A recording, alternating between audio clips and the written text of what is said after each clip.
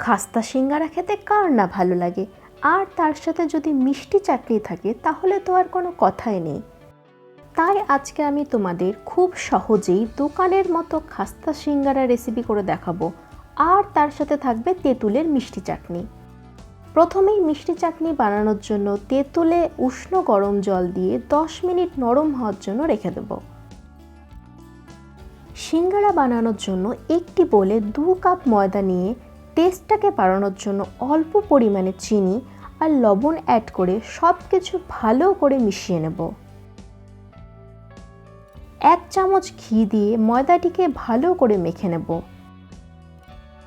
এই ময়ামের উপরই ডিপেন্ড করবে সিঙ্গারাটি কতটা খাস্তা হবে।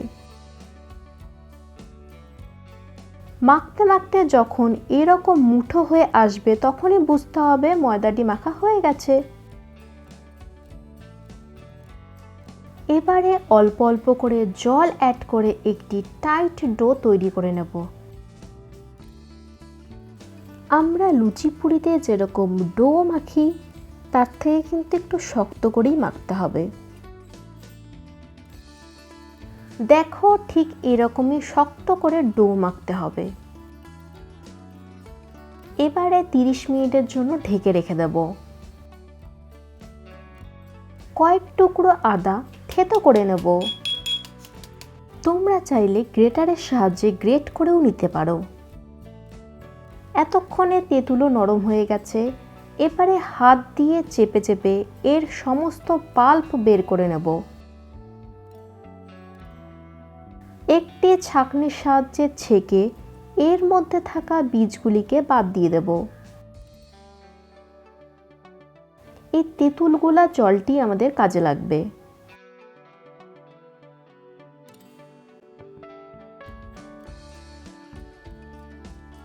এবারে কড়াইতে সরিষার তেল দিয়ে একটি শুকনো লঙ্কা ভেজে তুলে নেব। ফোড়নে মেথিদানা, মৌরি, কালো জিরা আর থেতো করে রাখা আদা দিয়ে একটু ভেজে নিয়ে তেঁতুলগুলা জল দিয়ে দেব।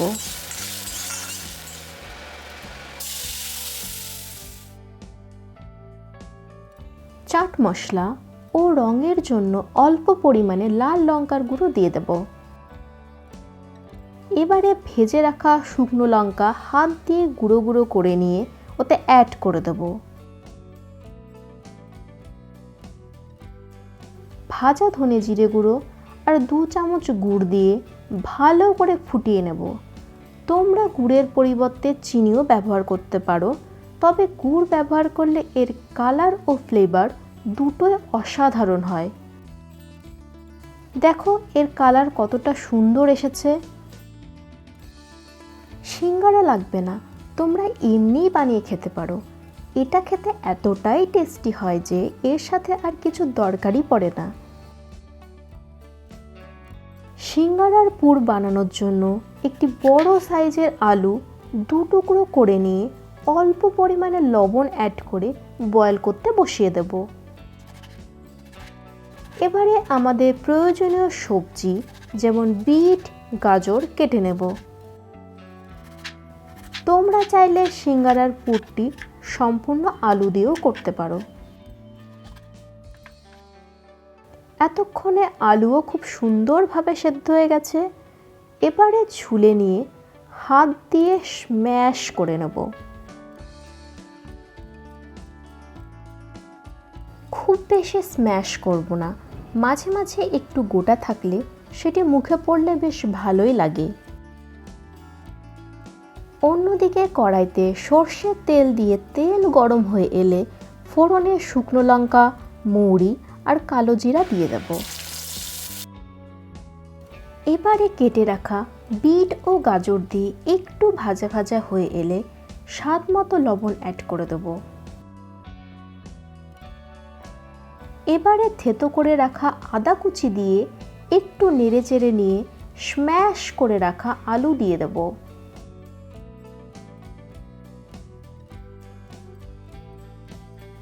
ভাজা ধনে জিরে গুঁড়ো আর গরম মশলা দিয়ে সব কিছু ভালো করে কষিয়ে নেব।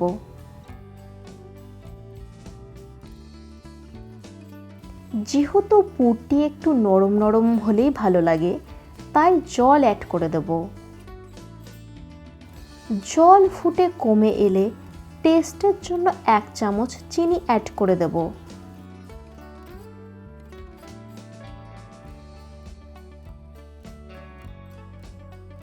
সব কিছু ভালো করে মিশিয়ে নিয়ে সবার শেষে গোলমরিচ গুঁড়ো আর ভেজে রাখা বাদাম দিয়ে দেব। তোমরা চাইলে নারকেল কুচিও দিতে পারো। এভাবে নাড়তে নাড়তে পুরটি যখন শুকনো শুকনো হয়ে আসবে তখন নামিয়ে নেব।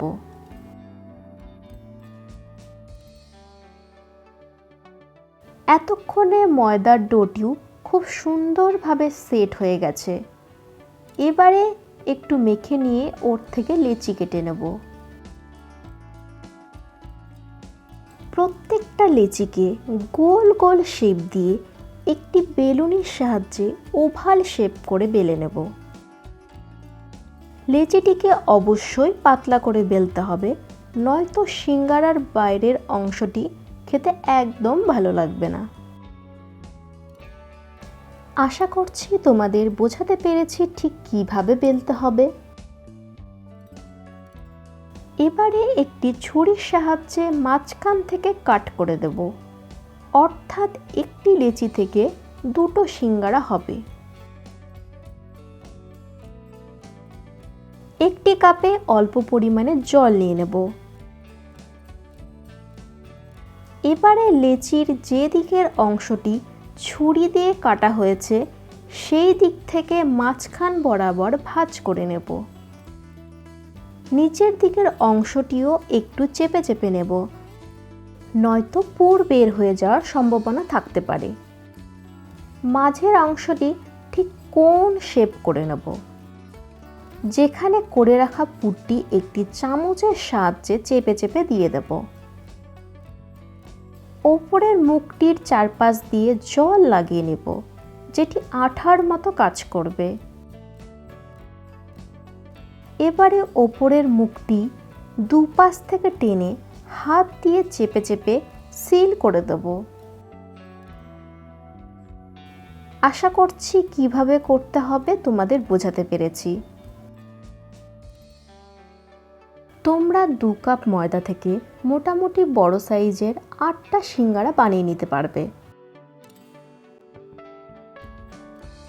পুর ভরার সময় একটি কথা মাথায় রাখতে হবে, খুব বেশি পরিমাণে পুর ভরা যাবে না, নয়তো পুর বাইরে বেরিয়ে আসার সম্ভাবনা থাকতে পারে।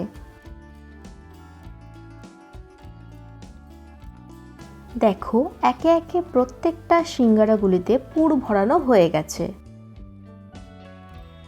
এবারে কড়াইতে বেশ অনেকটা পরিমাণে রিফাইন্ড অয়েল দিয়ে তেল হালকা গরম হয়ে এলে একে একে সিঙ্গারাগুলি দিয়ে উল্টে পাল্টে ভেজে নেব।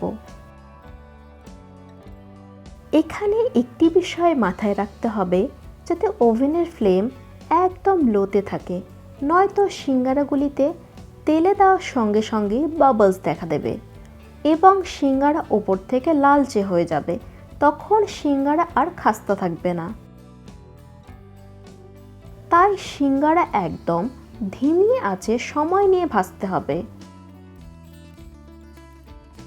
এতক্ষণে আমার সিঙ্গারাগুলির কালারও চেঞ্জ হয়ে গেছে, হালকা ব্রাউন হয়ে এসেছে।